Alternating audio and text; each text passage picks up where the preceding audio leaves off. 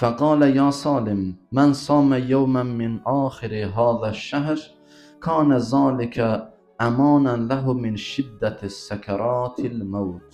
Deyir Həzrət buyurdu, dedi ey Salim, əgər hər kəs bir gün bu ayın axırında sonuncu günlərindən bir günün orucunu tutsa, ölümün məstliyi və çətinliyi ki Allah hər birimizə yaşadacaq onu. Amma yaxşı formada yaşasın inşallah. Çünki hamı canı tapşıracaq. Kullu nəfsin zaiqatul maut. Hər kəs ölümü dadacaq.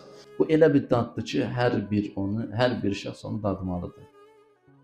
İnnəkə meyyitun və innəhum meyyitun. Peyğəmbərin Allah təala buyurur, ey Peyğəmbər, sən də öləcəksən, onlar da öləcək. İnsanın ölümü yəqinidir, amma necə ölməyi insanın əməl və rəftarından asılıdır.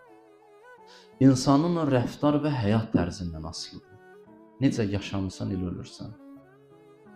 Necə görsənirsən, elə ölmürsən. Görsəndiyin kimi ölmürsən, yaşadığın kimi ölürsən. Buna diqqət eləmək lazımdır. Bir var, mən görsənəm, özümü üzdə yaxşı göstərəm. Ölümüm görsəndiyim kimi olmayacaq. Ona görə Allah istəyir insanı daxildən paçlasın. İnsanın yaşam tərzi necədir? Necə yaşayır, öləndə də o cür olacaq.